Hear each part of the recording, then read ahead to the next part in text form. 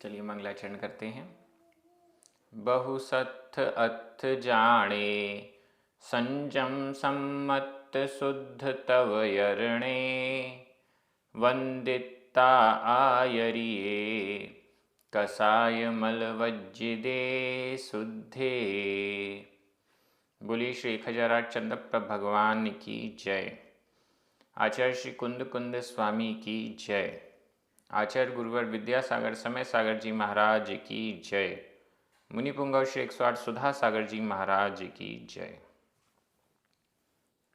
हम सभी बड़े ही सौभाग्यशाली हैं जो हमें पूज्य आचार्य श्री कुंद कुंद स्वामी के महान ग्रंथ अट्ठपाहुड़ के अध्ययन का अवसर मिल रहा है।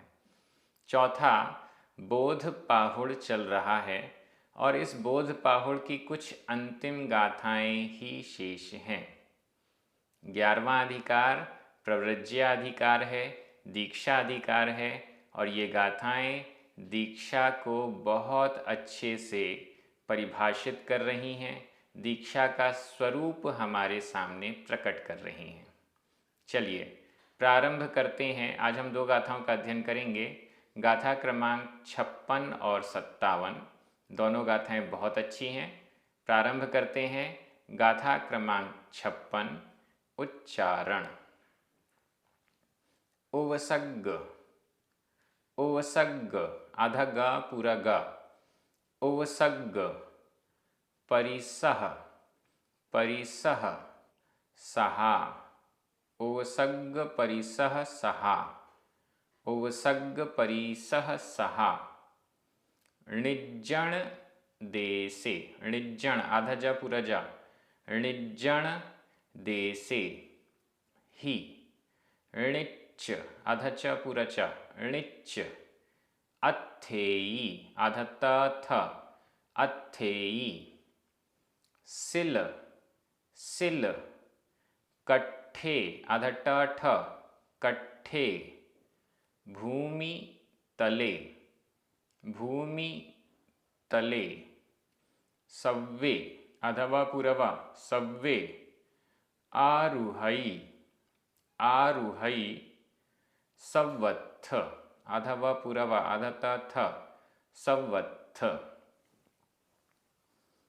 ओवसग्ग परिसह सहा। ओवसग्ग परिसह सहा।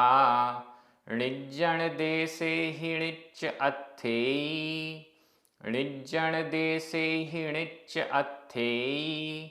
सिलकट्ठे भूमितले सिलकट्ठे भूमितले। सव्वे आरुहई सव्वत्थ सव्वे आरुहई सव्वत्थ। बड़ी अच्छी गाथा है। दीक्षाधारी कैसे होते हैं? ओवसग्ग परिसह सहा। ओवसग्ग उपसर्ग परिसह परिशः उपसर्ग और परिशहों को सहा सहन करने वाली। दीक्षा दीक्षा उपसर्ग और परिशहों को सहन करने वाली होती है।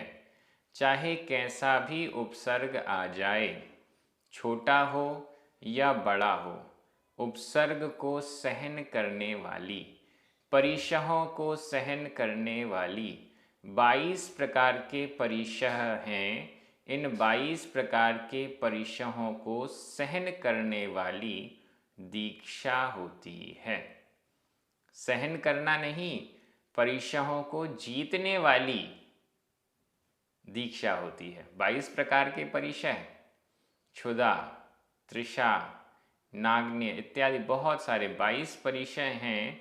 इन 22 प्रकार के परिशहों के आने पर भी वे इनसे दूर नहीं भागते हैं मुनिराज, बल्कि इन पर विजय प्राप्त करते हैं। उपसर्ग आने पर उन उपसर्गों को वे स्वयं दूर करने की सामर्थ्य रखते हैं, लेकिन फिर भी इन उपसर्गों को सहन करते हैं। उपसर्ग भी कई प्रकार का हो सकता है। देवताओं के द्वारा भी उपसर्ग किया जाता है। मनुष्यों के द्वारा भी उपसर्ग किया जाता है, तिर्यंचों के द्वारा, पशुओं के द्वारा भी उपसर्ग किया जाता है और प्राकृतिक उपसर्ग भी हो जाता है। बहुत तेज बारिश हो गई, अन्य अन्य बहुत तेज गर्मी चल रही है, लू चल रही है, बहुत सारी चीज़ें ऐसी अलग अलग अन्य अन्य अनेक प्रकार के उपसर्ग हो सकते हैं। इन सारे उपसर्गों को, परिशहों को सहन करने वाली दीक्षा होती है। ये आवश्यक नहीं है कि उपसर्ग और परिशहों को सहन करें। मुनि महाराज ध्यान में लीन हैं। अब चींटियाँ आने लग गईं, किसी स्थान से चींटियाँ आने लग गईं और मुनिराज के शरीर पर आ गईं। मुनिराज चाहें तो उस उपसर्ग को अपनी पीछी से अलग कर सकते हैं, उन चींटियों को अलग कर सकते हैं, लेकिन वे ध्यान में लीन हैं। अब उन चींटियों को वो अलग नहीं करेंगे। जब वो ध्यान में लीन नहीं होते हैं, नॉर्मल अवस्था है, तो वो अलग कर देते हैं जिससे कि वो चींटी का घात ना हो जाए, चींटी को कोई प्रॉब्लम ना हो जाए, इसलिए उस चींटी को अलग कर देते हैं।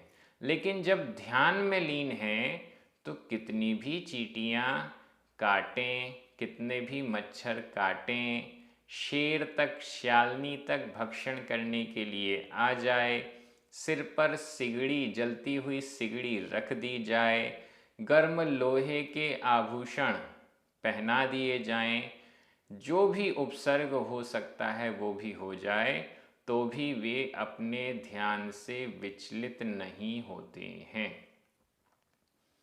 ऐसे उपसर्गों की अवस्था में इतना अच्छा ध्यान करने की क्षमता कैसे डेवलप हो गई, बड़ा चिंतन का विषय है।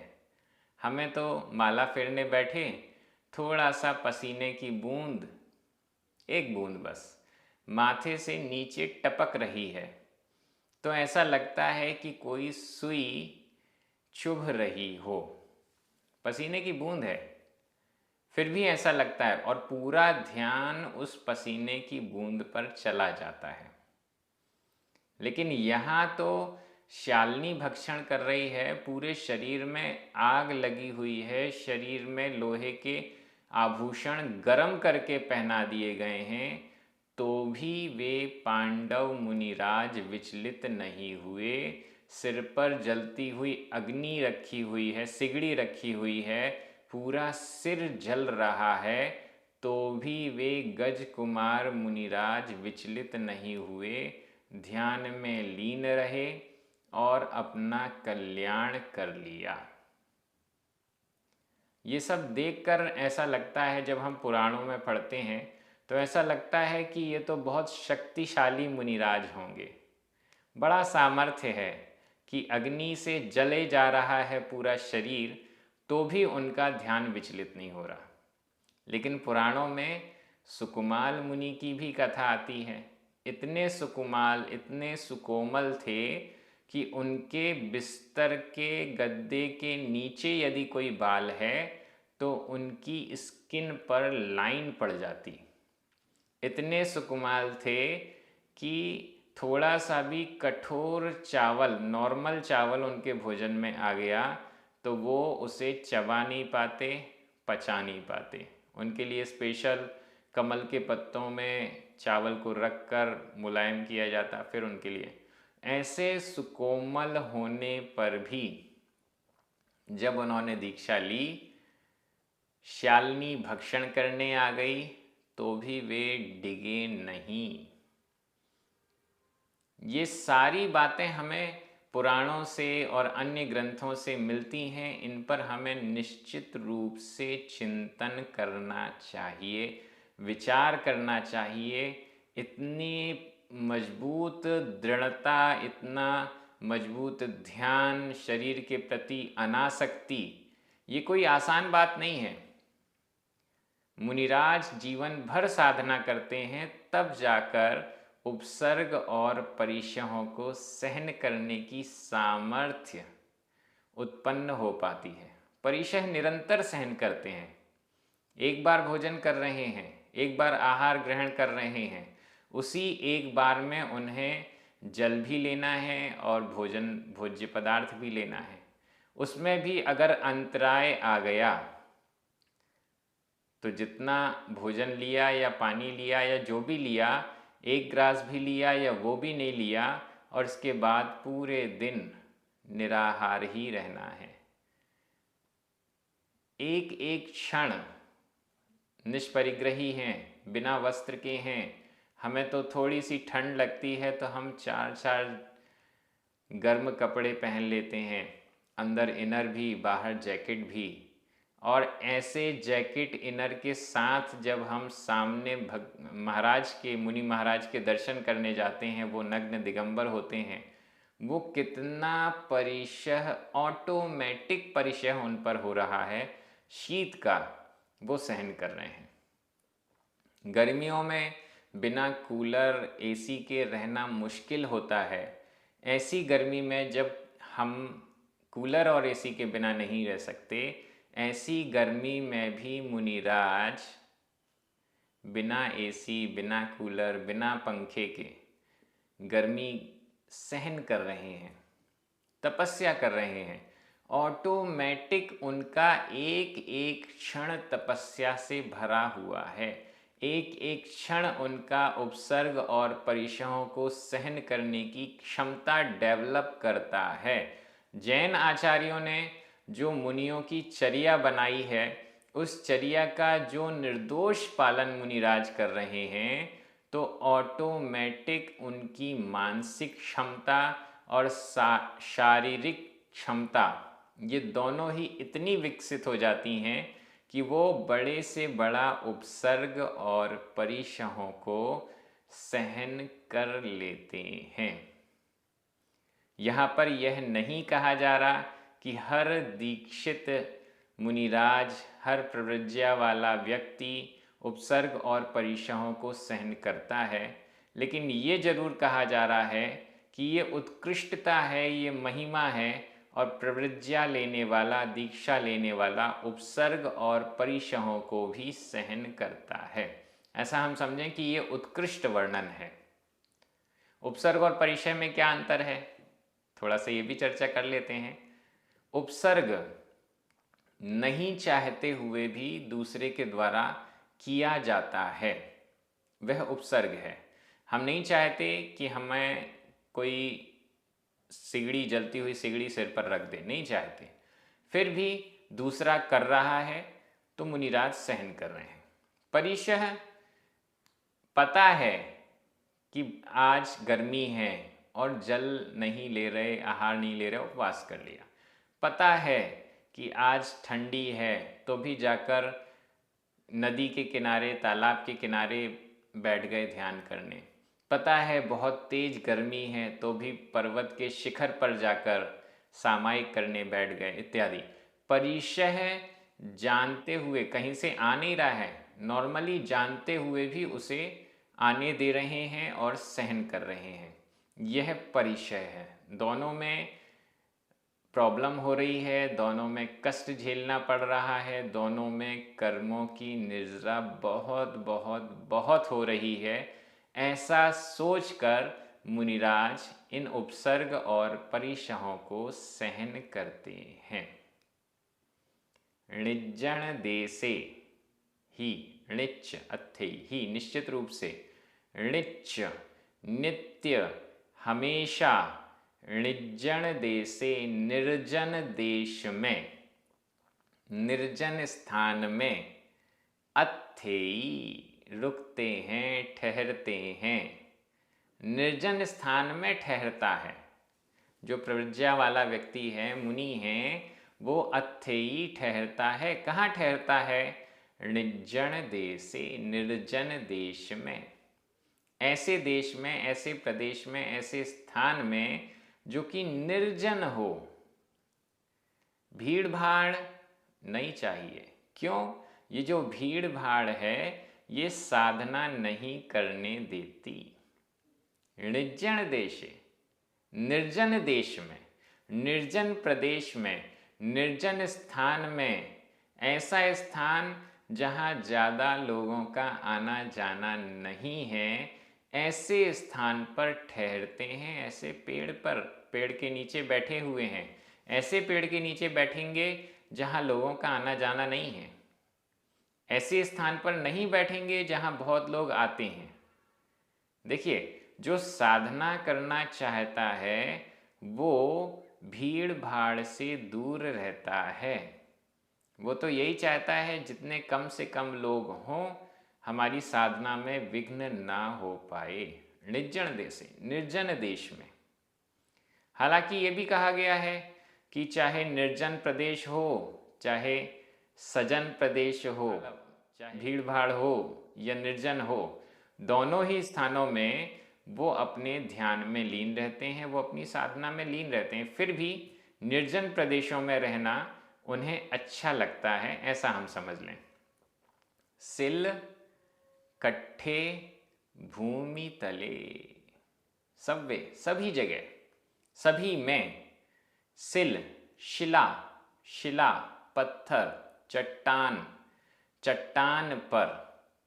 कट्ठे काष्ठ, लकड़ी, लकड़ी का पाटा, लकड़ी के पाटे पर। भूमि तले, भूमि तल पर, पृथ्वी तल पर, नीचे जमीन पर। सब्वे, सभी स्थानों पर। शयन करते हैं, उठते बैठते हैं।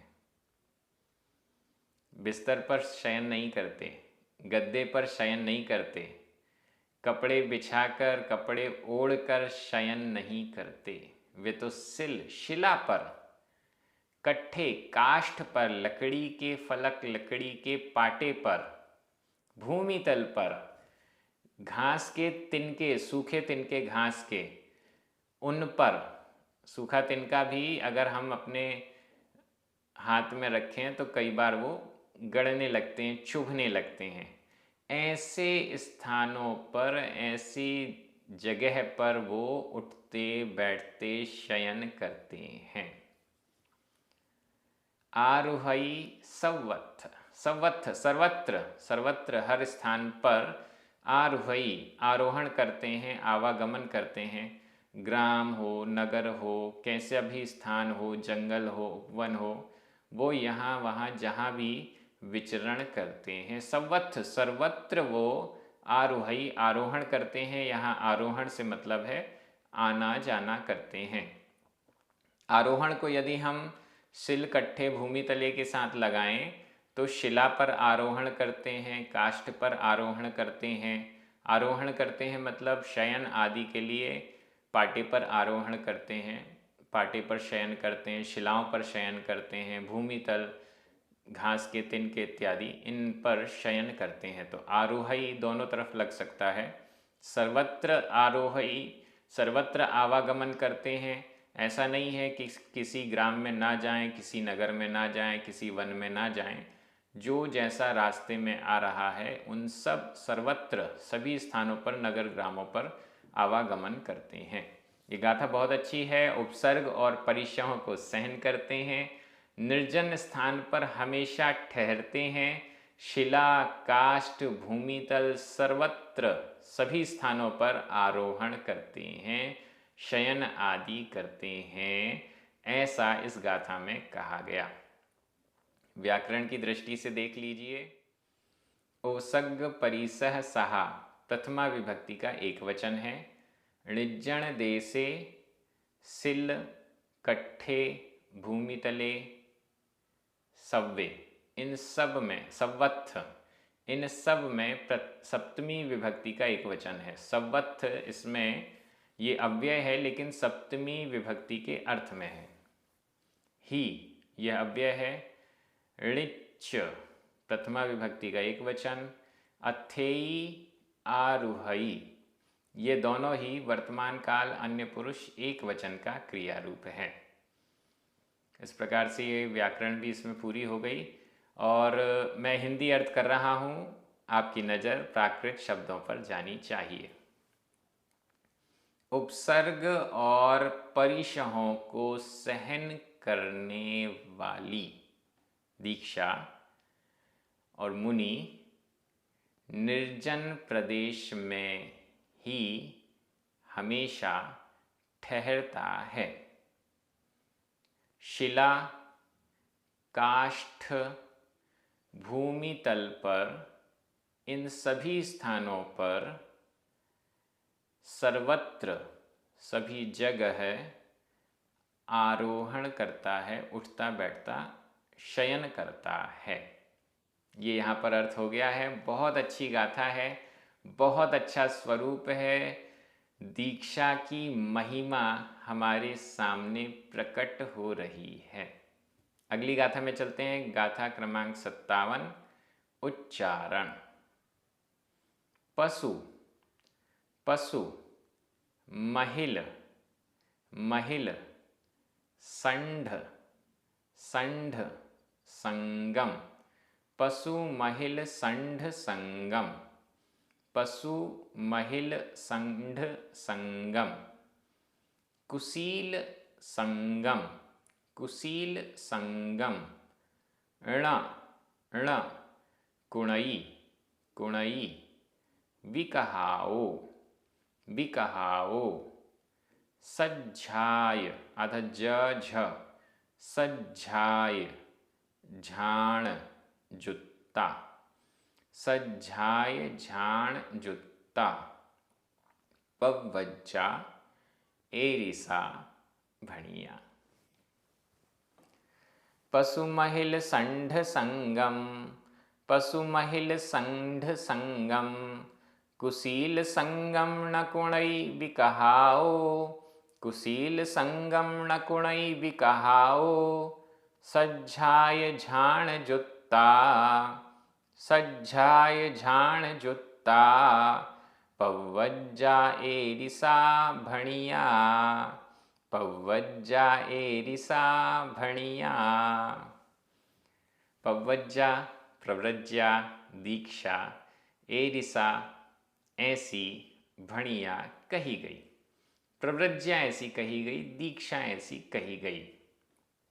कैसी कही गई? पशु महिल संढ संगम। ण कुणई, ण कुणई आपको दिख रहा है, बीच में लिखा हुआ है दूसरे चरण में। ण यानी नहीं, कुणई करता है, नहीं करता है।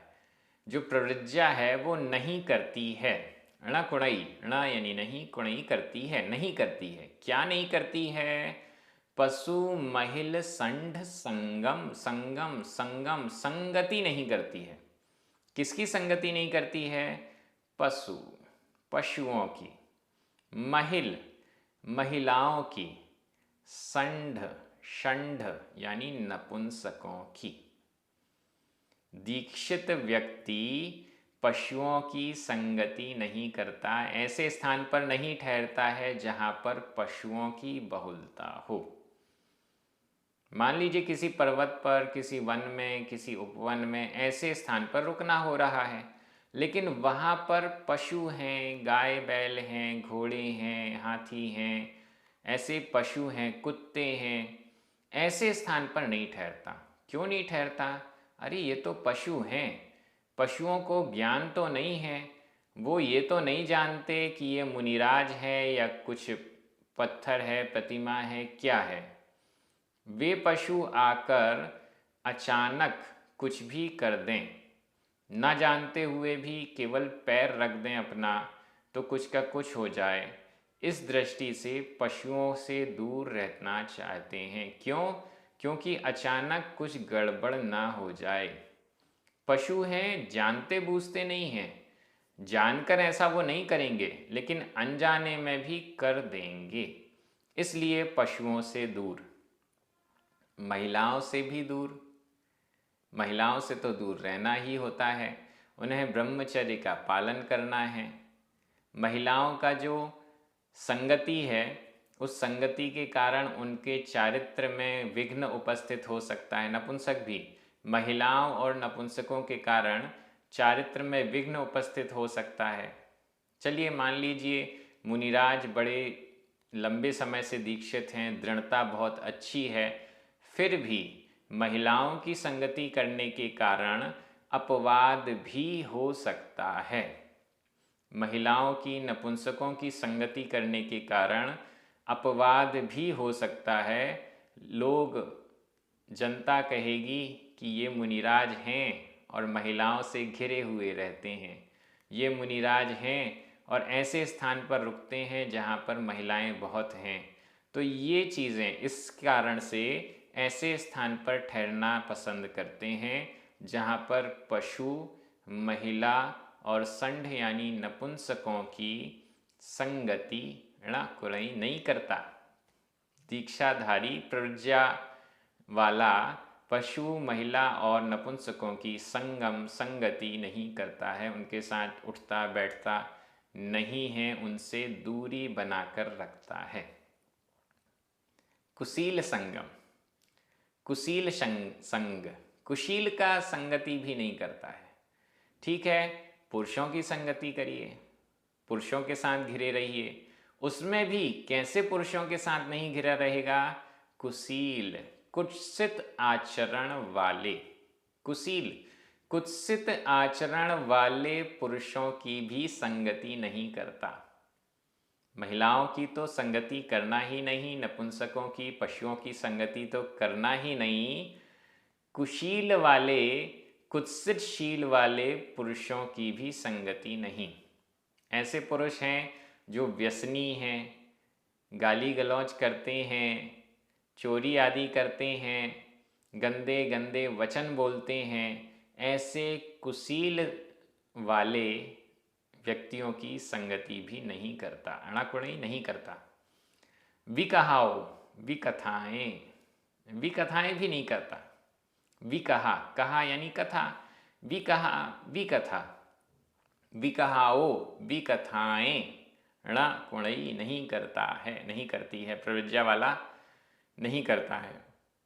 विकथाएं 4 होती हैं: स्त्री कथा, भोजन कथा, राज कथा और चौर्य कथा, चोरी की कथा। स्त्रियों में राग बढ़ जाए ऐसी कथाएं नहीं करता, राजनीति की कथाएं नहीं करता, भोजन संबंधी कथाएं नहीं करता, चोरी संबंधी कथाएं नहीं करता। ये 4 विकथाएं होती हैं जिसे प्रव्रज्या दीक्षाधारी नाकुणई नहीं करता है। इनसे क्या होगा? स्त्रियों में रागवर्धक कथाएं करेंगे तो स्त्रियों में राग बढ़ेगा, राजनीति की चर्चा करेंगे तो धर्म बिगड़ेगा, एक पार्टी दूसरी पार्टी, हम इस पार्टी के हो गए, दूसरी पार्टी हमारी विरोधी हो गई, यही सब चलता रहेगा। चोरी की कथा वैसे ही खराब है, चोरी कैसे करना, ऐसा करो वैसा करो। और भोजन कथा, भोजन तो कथा, अगर भोजन की कथा में लगेंगे तो पंचेंद्रिय के विषयों में अनुराग बढ़ेगा, ऐसा भोजन होना चाहिए, वैसा भोजन होना चाहिए, मुझे तो ये पसंद है, मुझे तो वो पसंद है।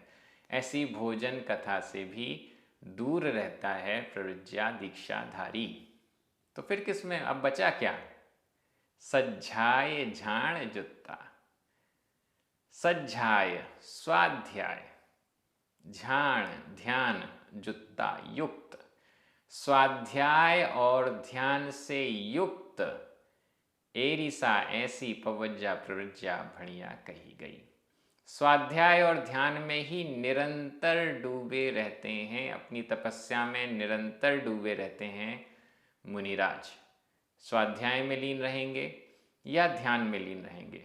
स्वाध्याय से जो मटेरियल ग्रहण किया उसका मनन, चिंतन, ध्यान आदि के माध्यम से करते रहेंगे। सज्झाय झाण जुत्ता, स्वाध्याय और ध्यान से युक्त ऐसी प्रव्रज्या दीक्षा भणिया कही गई। बहुत अच्छी गाथाएं, ये सभी गाथाएं इतनी अच्छी हैं, मनन चिंतन करने योग्य हैं। मुनियों का ऐसा स्वरूप होता है, दीक्षा का ऐसा स्वरूप होता है, कितने उच्च शिखर पर प्रव्रज्या और दीक्षा है, और तब जाकर इसका फल कर्मों का क्षय और निर्वाण होता है। ऐसे घर गृहस्थी में लगे हुए, घर गृहस्थी के कार्य करते हुए कुछ भी करते हुए कोई धर्मात्मा नहीं बन जाता, कोई दीक्षित नहीं हो जाता, कोई निर्वाण को प्राप्त नहीं करता। निर्वाण को प्राप्त करने के लिए, कर्मों का क्षय करने के लिए ऐसी दीक्षा जरूरी है, यह बताना, यह बोध प्रदान करना आचार्य कुंद स्वामी का यहाँ पर उद्देश्य है। व्याकरण की दृष्टि से पशु महिल संढ संगम कुशील संगम, ये दोनों ही द्वितीया विभक्ति का एक वचन है। ण अव्यय है। कुणई वर्तमान काल अन्य पुरुष एक वचन का क्रिया रूप है। विकहाओ द्वितीया विभक्ति का बहुवचन है। सज्जाए झाण जुत्ता पवज्जा एरिसा भणिया, ये सभी प्रथमा विभक्ति के एक वचन है स्त्रीलिंग में। भणिया यह भूतकालिक कृदंत का प्रयोग है। मैं एक बार हिंदी अर्थ कर रहा हूँ, आपकी नज़र प्राकृत शब्दों पर जानी चाहिए। पशु महिला नपुंसक की संगति को, कुत्सित आचरण वालों की संगति को, विकथाओं को नहीं करता है। स्वाध्याय और ध्यान से युक्त ऐसी दीक्षा कही गई। बहुत अच्छी गाथाएं हैं, एक के बाद एक से एक गाथाएं प्रकट हो रही हैं यूट्यूब पर। आपको प्राकृत भाषा की दृष्टि से एक एक शब्द के अर्थ के साथ इनको समझने का अवसर मिल रहा है। सभी आनंदित हैं, खुश हैं। ये कार्य ऐसे ही अनवरत चलता रहे, यही भावना हम सभी भाते हैं।